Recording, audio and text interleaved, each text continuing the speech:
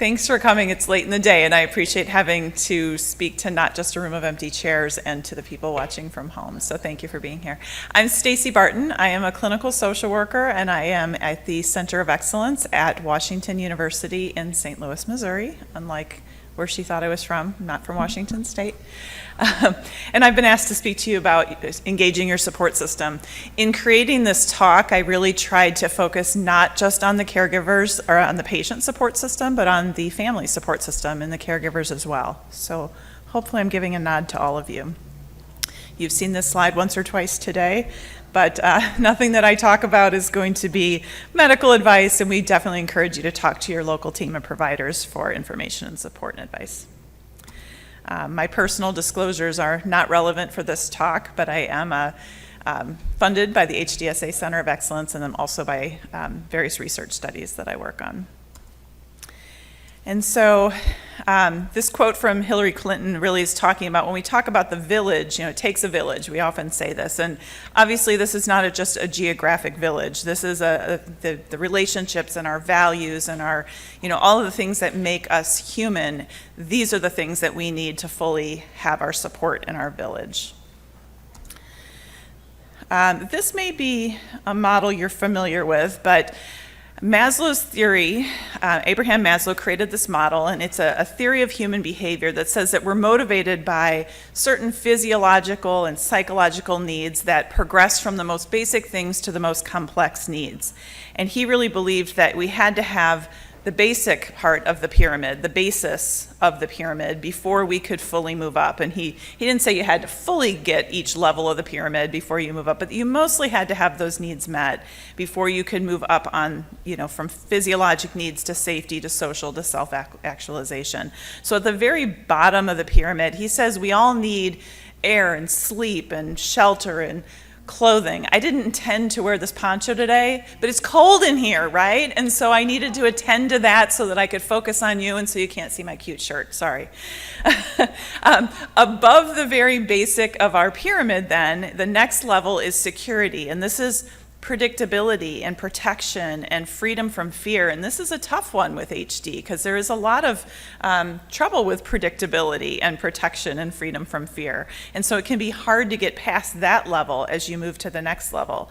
The next level is really about our social relationships, so friendship and tenderness and love and a sense of belonging. And I think hopefully a lot of you are getting the latter of those, that sense of belonging this weekend here at convention. Above the social needs is then needs for esteem. So having a positive self-worth and mastery of our world and prestige and reputation. And then above that is self-actualization. So things like morality and exploration and transcendence. And so this is just one model. It has a lot of critics, but I think it's an interesting basis to start the conversation.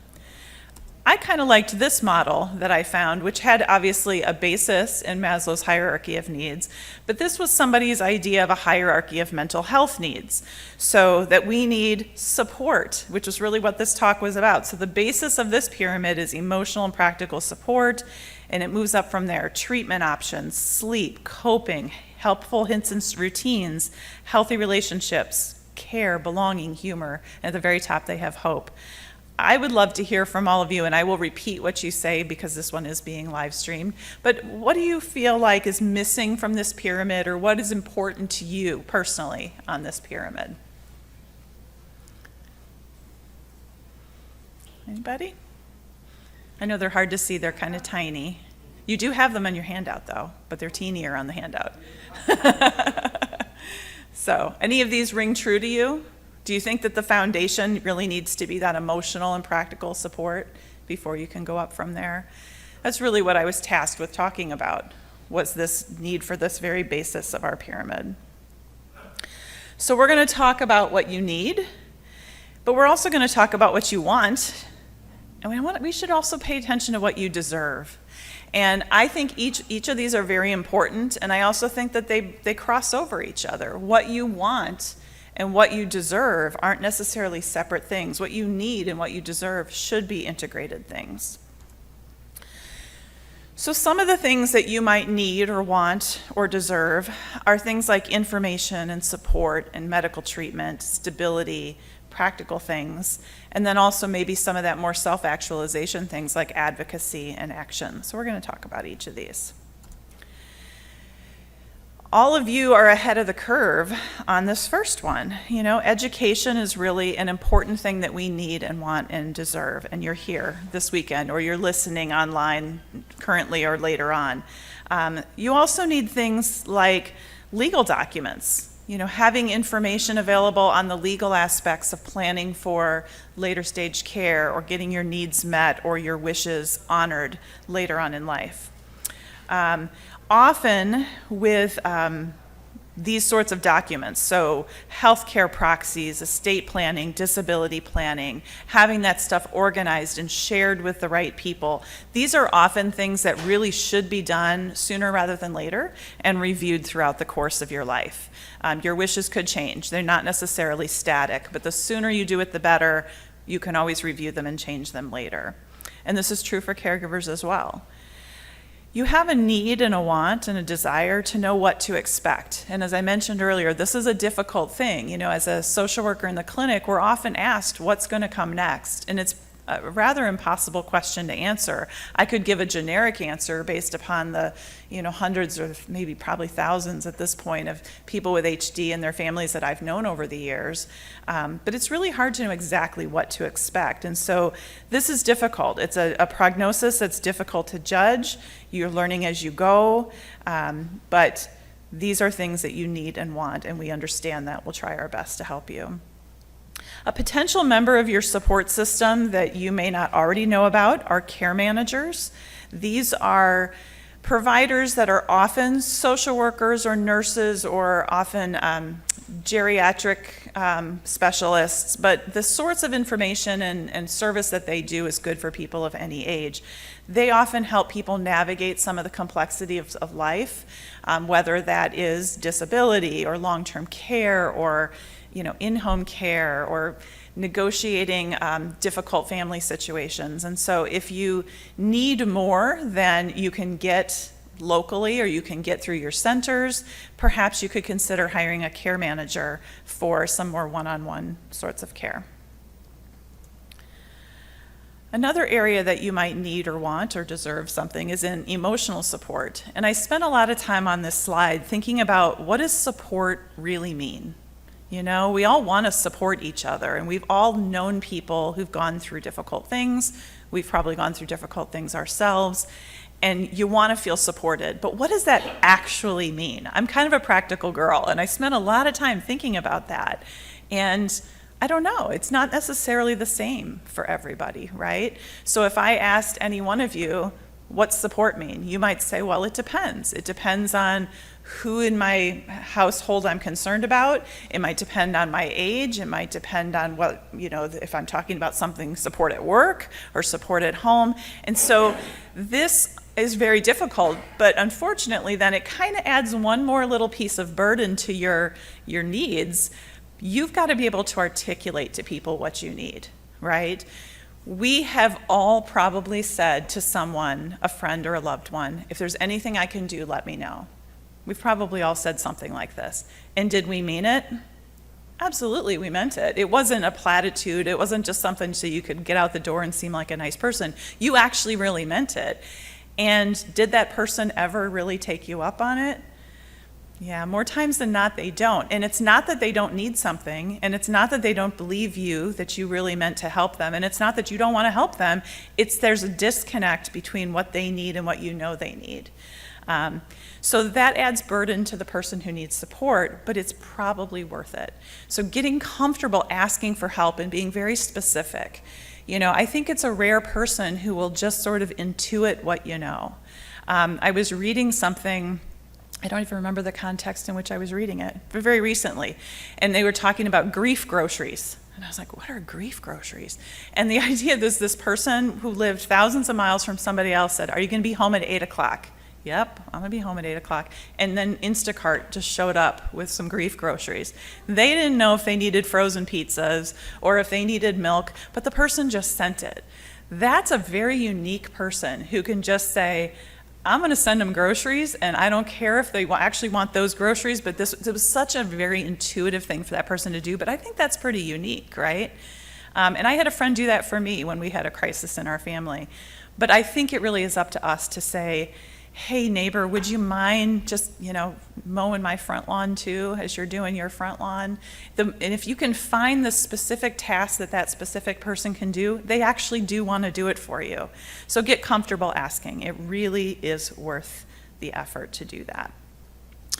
But it adds another job for you.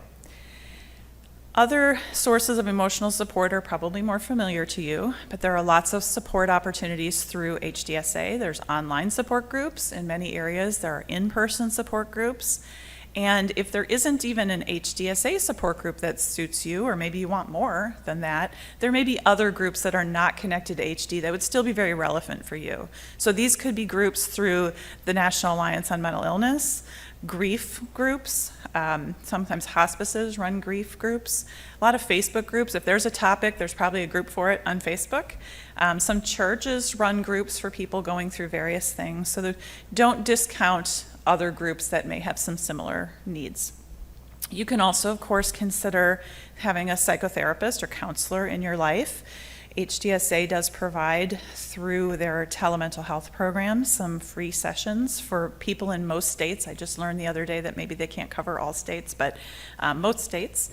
And there's always local resources. You can ask your physician, you can ask your center, you can ask your neighbors, your pastor for some recommendations. And if none of that works, you can try things like going on Psychology Today or something and looking for a therapist referral source there. People really need, when they talk about what does support really mean, understanding and awareness goes a long way. I have a lot of people, I've been coming to convention for many years now, and lots of people tell me that one of the most powerful things about convention is being in a room with 800 other people who already get it. You don't have to, I see some nods in the room, you don't have to get the understanding and awareness out of the way. That's done when you walk in this door, and the rest of your life you don't have that. But if we can have more understanding and awareness, that'll help all of you too. And a lot of people tell me that they really need relationships outside of HD. Those HD relationships are so valuable and you need them, but sometimes you need an outlet. You need the person that you go to water aerobics with, or you go to yoga class or whatever. Those are important relationships as well. Another area that you need and want support is, of course, in the area of medical care. So there is your care team. That team should have a core group with your neurologist and psychiatrist, probably your primary care doctor. I didn't put that on there, but that should be on there. You should always have that as part of your core care team. And then you have all of the allied health professionals. So your PT and OT, your speech pathologist, I just listened to a great talk in here on that, your dietitian, your social worker. People also need access to medical care, and this isn't always easy in our society, whether it's just physically getting there, but sometimes it's getting access to the medications that are recommended. Maybe they're hard to swallow, maybe they're hard to afford, maybe they're on back order, maybe the person you love won't take the medications they need, right? So there's various ways that access can be a problem. It is hard to have access to counseling. I hear from a lot of people that it's a long wait. So prepare for that and don't wait to the crisis so that you can have a therapist ready for you when you need them. And there can be issues with access to specialized care. We know that not everybody lives in close proximity to a center of excellence or other HD specialists. Telemedicine has been one of the few things that's come out of COVID that might have benefited all of us.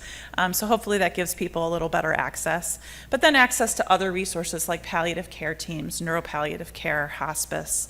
And I imagine many of you have dealt with issues of access with long-term care. So long-term care facilities who don't want to learn about HD or don't want to accept people with HD, or flat out discriminate against people with HD. So that's a need, a want, and a deserve, that we all deserve equal access to that. And research. There's lots of, that was a big deal today as research talks. So I threw in a few tips for how to best collaborate and make the best emotional connection, not emotional connection, but support connection with your medical team. We really value the information that comes to us. And so if you can track symptoms. And we want to know what's better, but we also want to know what's worse or what didn't change at all. That's equally important information to us. Come to the appointment with your notebook. Write down your questions. Hand us the note. I guarantee you might have all the questions up here, but you walk in the room and we start blabbering on about something else and your questions go right out of your head. Write them down. We don't care. When somebody pulls out the list and it's this long, we don't mind. Have those questions written out. It will help everybody.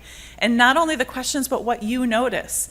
We see you and your loved one for this snippet, a half hour once or twice a year or whatever. And you have a lot of life that happens outside of that, and we don't always see it at your best. Sometimes we do see you at your best. Sometimes the person is at their best for us, and then when they walk out the room, they're back to normal. Sometimes they're at their worst because they're nervous when they're with us, and so it really helps us to know what life is like outside of our office. Consider getting access to the patient portal. It's a really powerful way to communicate with us. It puts those communications right in the chart. And, if it's 4 o'clock in the morning and you think of something, you put the note in the portal and you go back to bed. Keep notes, access medical records. Patients and their healthcare proxies have a right to see the medical notes now. And so if you have access to the portal, you can see those in real time. Keep a list of the medications on you, on your phone, in your pocket, in the portal. But not only that, keep a list of the things that you've tried and that didn't work out, or the doses that were tried before, so that nobody in the future reinvents the wheel.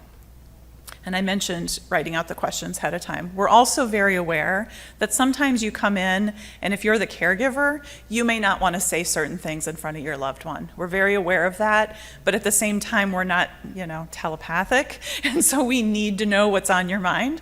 And so if you can hand us the note or say, did you check the portal? Did you see my message? Or give the social worker the note in the hall or something like this, whatever works in your setting. That's really helpful because then we know that you've been able to communicate what you want. All right, financial stability is another area that is part of your support system. And so this can be many, many things, and I've just listed a few. So things like having disability income, and there's great resources, of course, through HDSA for that, through the information on their website, and also through Allison, and the social workers at the center are very expert in dealing with disability issues. Other sources of financial stability, prescription assistance programs. Sometimes people forget about those. Ask the staff to help you with that. Medicare savings programs. Some people who are slightly lower income might qualify for getting some of their copays in Part B and things like this, those fees covered. SNAP is food stamps. You might actually qualify for that. And I actually just listened to a social worker webinar on this back home a couple weeks ago, and they were talking about how in our state it's very underutilized. And so they were really encouraging social workers to get the word out about food stamps because a lot of people aren't applying for them. Housing, government subsidies, charitable assistance with things like utilities or food pantries or things like that. These sources are out there to be used. So don't ever feel like you shouldn't use them, that there's someone else who might need it more than you. If you need it, use it. It's okay. And then a very complicated talk that's way beyond the scope of our time today, but Medicaid coverage for long-term care. Sometimes this requires planning ahead, and so back to setting up legal aspects and things like that. This may be something that you should think about well before you actually are talking about long-term care needs. Then we have the issue of practical care. So this could be a super long list, and I just tried to kind of boil it down. There are so many practical things that you need help with throughout the day, and it's not a one-person job most of the time. So find your village, ask people to help, ask for respite, even if it's just an hour once a week to go for a walk around the block. You deserve more than that, but maybe you can get at least that. See if you can have a network of people. There was a woman in an earlier session who was saying that she voluntarily gave up driving, and she was worried that she was now a burden to her spouse because he was now having to drive her everywhere. And the basic theme and the reply that she got was, I'm sure your spouse is very happy to drive you and is proud of you for making the decision to voluntarily give up driving. But having those driving options, those transportation options, can be a really important part of your practical care. Help with errands and household tasks. It is really important for caregivers to have some aspect of themselves outside of caregiving. have your hobbies, take a nap, go get your hair cut, go to the doctor, take care of your own self because you have to be in this for the marathon. There's the routine stuff, but then the emergencies happen. Have a phone tree ready. Who is the go-to person that you can call, who even if it's 3 o'clock in the morning, they will come over and sit with the kids or take the dog out while you go and deal with whatever this emergency is, or who could start the phone tree and calling all the important people in your life. And if you need to have additional help in the home, sometimes you have to pay for that. If you're lucky, you have some ways to get that not paid for. Paid caregiver options can look like in-home care, adult daycare, assisted living and nursing home care. It's very important to understand that home health is not something that Medicare pays for long-term. People get home health for a short-term post-hospital wound care, PT, something like that. But if you need ongoing care, that is unfortunately not something that medical insurance covers. And then higher up that hierarchy of needs is this advocacy in action. And people may not see advocacy as a typical part of a support system, but I think it can be really empowering to sort of take things to the next level, and it can expand your group of people who can support you, can understand you, can work towards the same goals you have. And so this can be advocacy like working in research. I know you've heard a lot about that and been very encouraged to do that. HD Trial Finder you heard about earlier today, participating in the Enroll HD study. I have a lot of people, I'm the coordinator at our site for Enroll HD, and we have a lot of people for whom that is the first research study they've ever done, and they are so empowered by doing it that they look forward to coming in. Or maybe their loved one doesn't really love coming to the doctor, but they like getting paid for the travel reimbursement that they get for the study, whatever it takes. Then there's, participating in fundraisers and community events, whether those are already planned or things that you're doing on your own. Maybe you're conceiving of your own event and you're going to have that support HDSA. This is moving up that hierarchy of mental health needs. And then HDSA has their advocacy caucus, which works on various higher level government type advocacy things. So I was reading this study for another reason, and it occurred to me that it kind of fit for what I wanted to talk about today. This was a study that looked at people who were aging alone, which is not the audience necessarily that I'm talking to today, but it was seeing what are some of the key things that people who age alone need. And I thought that it was sort of relevant to this group because, especially for caregivers, often you're planning alone. So you may not be alone, but you're often planning alone.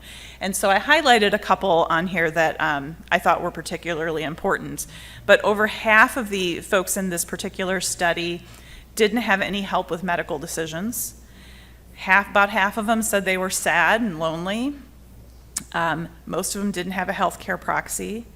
And a lot of them had their own chronic health conditions and stress levels. And I just thought it was really important to kind of know that there's other groups out there who have some of these shared things, but that really we have to think of it as if you're aging alone when you're caregiving alone. And I wanted to talk a little bit about caregiver burnout. Oh, we're just moving right through this. So you probably know what burnout is, but the definition is it's a state of physical, mental, emotional exhaustion. And often it can be accompanied by a negative attitude. I don't think it has to, but it often does. And what that can often look like is just kind of general negativity or being kind of jaded or things that don't, phase you in the way they used to phase you because you just kind of don't care. There's more apathy associated with it. This is often, caregiver burnout often happens when caregivers are trying to do it all on their own, or they're doing more than they really are able to do, especially for the long term. Most of us can do a lot for a short period of time. It's sort of like a sprinter. If you asked an Olympic sprinter to keep up that pace for the length of the marathon, they couldn't do it, right? Marathon runners have a different pace. And so we have to do this when we think about caregiving as well. So signs of caregiver burnout are irritability, anxiety, stress, withdrawal is a big one.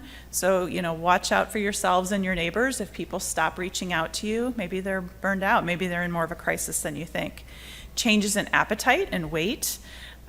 Changes in your own health. You can be more susceptible to illness yourself. And so if you're finding that that's happening, that could be a sign of burnout as well. Prevention is so much better than recovery from burnout. Once you're burned out, it's really hard to come back from that. If you've ever worked in a job where you're just like, I'm done, right? What could have prevented you, what at that moment, what could change your mind from feeling like you're done? Probably not much, right? You're saying no. You've been there? Right, we've been there. But if little things had happened along the way, maybe it would have stretched you longer so you didn't get to the point where you're like, I'm done. And this can happen at work, but obviously it can happen with caregiving. You really should set boundaries. Yeah, I'm really bad at this too.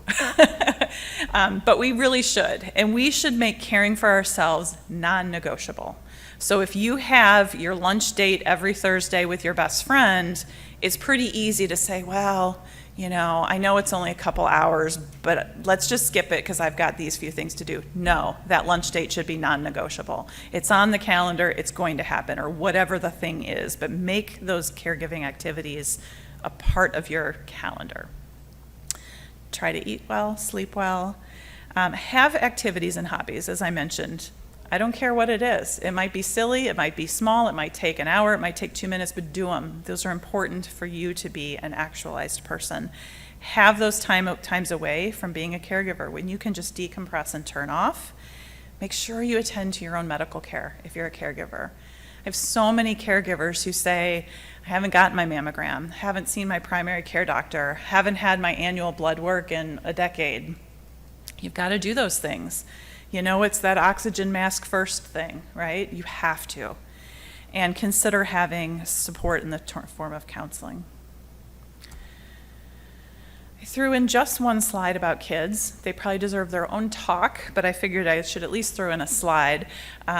So support for kids can look very different. Obviously, I would hope by now you're aware of the National Youth Alliance, which is a really important part of HDSA, provides incredible support to kids through having social workers that are dedicated to the youth, obviously events like this and all of the activities they've had going on all weekend.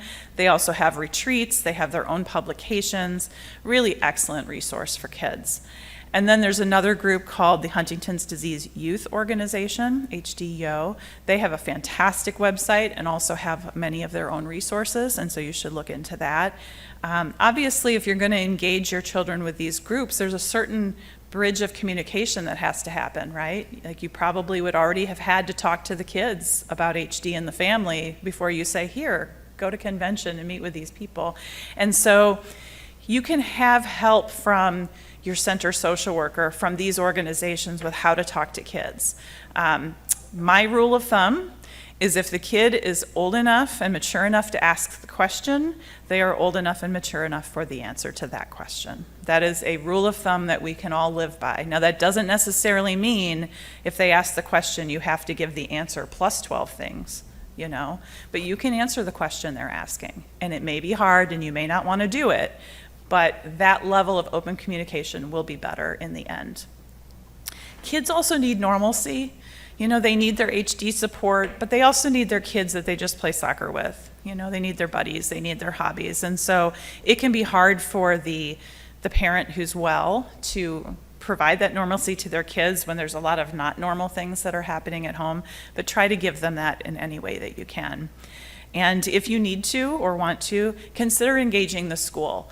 I've had a few instances over the years where parents have proactively spoken with the school counselor or the teachers so that they know, lots going on in our home, and if our kid comes to school and they're tired or cranky or they talk about something unusual, you should know that this is what they're dealing with at home. And that proactive conversation can be really helpful.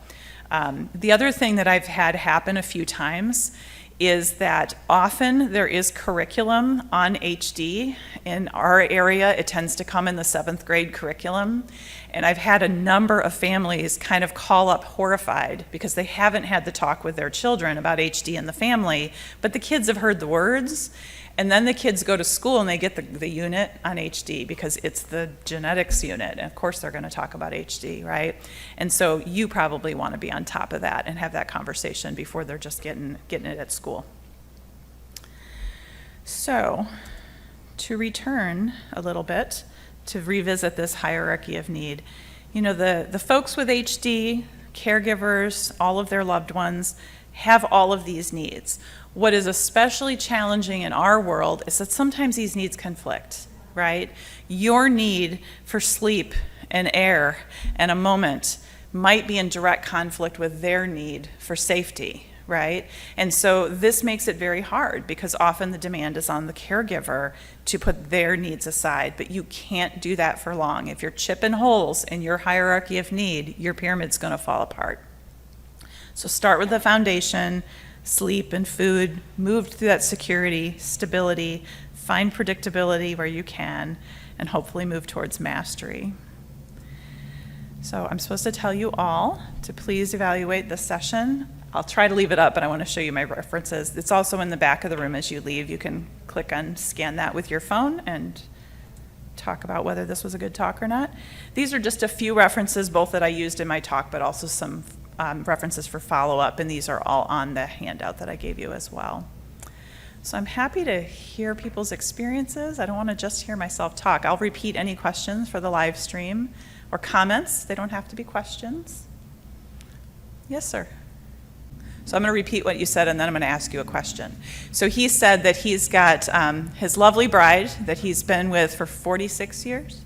47 years, but he still calls him his bride, which I love. But he's engaged the neighbors to be there as her angels and available and eyes and ears. So my question that I wanted to follow up with for you was that difficult? Did you find resistance? Did anybody seem put out by your request? I knew the answer before I asked it. The answer was not a bit. So tell me more about that. Tell me, did they seem like, yay, there's something I can do because she's a lovely person and I would like to help? Pretty much, yeah. Right. So the family's farther away and could be there for bigger things, but that day-to-day, the neighbors are your watchmen. So are there specific things they do, or are they just watchful? Both. So if you're at work and you call her and she doesn't answer the phone right away, you call the neighbor and they've got a key to get in and check on her. That has happened. And you were just in the bathroom or something, right? I love it. And I just love the answer that I honestly really did expect, because I think we get, there's a lot of humanity that we hear about if we just listen to the news. It's kind of sad. But when we actually start looking around us, there's a lot of really good humanity around us, and your neighbors are proving that. I think it's fantastic. Thanks for confirming all the things we've done 2 years today. Yeah. Speech support for our folks. Yeah. Tell your neighbors that we talked about them. Awesome. And buy them t-shirts. I think it's great. Any other comments? Yes, ma'am. So let me paraphrase just for the live stream, and then we'll see if we can't crack that nut a little bit. So she's saying that she's a primary caregiver for her mom, and there's others in the family also that she cares about who are affected. But she's reaching burnout, but is sort of she said blaming herself, and I gave her a nasty look, and then okay. But she was kind of blaming herself for some of the burnout because she kind of can't let go control to allow other people in to help, because they're just not going to do it quite like she would, and then she's going to worry and things like that. So, I mean, it's a big nut to crack. So part of it is maybe you need counseling, maybe, or whether that's a therapist or a group or something, but to have other people who've done this, right? Who've said, yep, I get it, I was there, but here's what happened when I started to let go a little bit. It was okay. That would be one bit of advice. Another would be maybe just to take pieces. Can you let your brother do these couple things? Like, can he do the laundry? And yeah, he might fold the towels in quarters and not roll them, but it doesn't matter because it's still clean, right? And so if you can find small little things that won't affect her and your fear for her safety, maybe that little bit of help will give you more and more reinforcement that would be okay. And sometimes you may just have to turn the other cheek.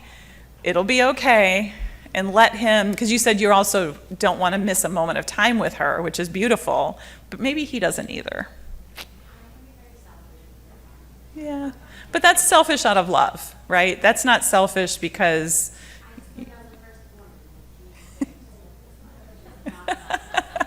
You're still getting over having your only child status taken away. No, honestly, you're calling it selfish, but I'm calling it loving, And maybe a loving gift you can give to your sibling is to let him in a little bit. And that will help you. It really will help you in the end. And this is a journey. You're going to be on it for who knows how long, but a long time. Family and friends are pretty good about bringing casseroles for a month, right? But when somebody is caregiving for years, people kind of fall away. And so you want to keep those people in your fold as long as possible because you're going to need it. I don't know that helps, but little tips. Yes, ma'am.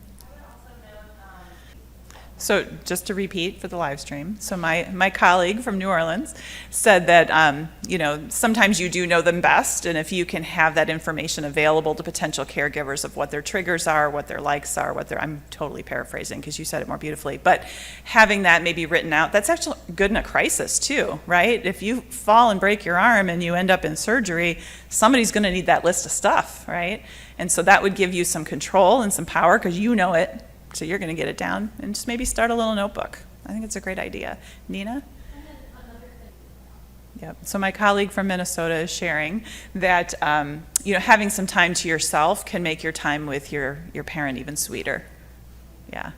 Having that fresh brain, that clear head can make you enjoy it even more. Is there somebody else? You had something. You had your hand up? No? No, sorry. Anybody else? Yes, sir. Yeah, so he's asking about survivor guilt, and also just general guilt about taking time for yourself and how to manage that. To me, what I'm hearing in your story is that you're a loving spouse and totally human, right? And parents go through some of this in a way. I don't know if you have children, but people who have children, like the first time you leave your kid with a babysitter is sort of akin to that night out you had with your friends. It will make you a better caregiver in the long run. I can't take away your guilt because you're human and loving, but I can tell you that it's probably normal. It's also really, really okay to do what you did, and I love that your wife was the one who instigated it initially, because I'm hoping that later on when you say, boy, I really could use that night out with my friends, or just a weekend trip out of town, or whatever it is, you're going to hear in your head her voice, that in 2023, her telling you, I love you, go do this, take some time to yourself. Yeah. It's your oxygen mask. That was your dose of oxygen. So I can't fully take it away. The magic wand is not working. But I want to tell you that I support exactly what you did because it's the right thing to do. And I love that she instigated it. Yes, ma'am. Yeah, so she's saying that she's still coming into this on the early end of it, but has heard from others that friendships often fade away over time. I've heard that too. I've seen it. I think I hear that more than I hear those friends that are really steadfast. Maybe some things to do would be to develop a routine now. Like, why don't you guys go out and have a guys' dinner once a week, once a month, whatever makes sense. Give these friends jobs. Sometimes people fade away because they don't know what you need, they don't know what to do, and just communication is hard, and all of us guys, aren't real good at just sitting and being. Sorry, guys. All of us are like that. So maybe if the friends can have jobs now, like, you're the friend that he always went to the ball game with, and maybe you can't go to the ball game now, but can you go watch it at the local, bar or something, or, have them over at your house. So start developing those routines now and give people jobs. It'll make them feel relevant. Yeah, I don't think most people fade away because they're mean. I think they fade away because they don't know what to do. Yeah. Yes, ma'am. Yeah. So she was sharing that for her mom and her aunt, her friend group really did stick around, and how valuable that was. And it's wonderful, And so I guess it gives hope that maybe it doesn't always happen. Yeah, wonderful. I'm glad to hear you have that experience. So use them. Give up the power. Anybody else have comments or questions? Well, I appreciate you all being here, and you can go and rest up before dinner tonight, and thank you very much.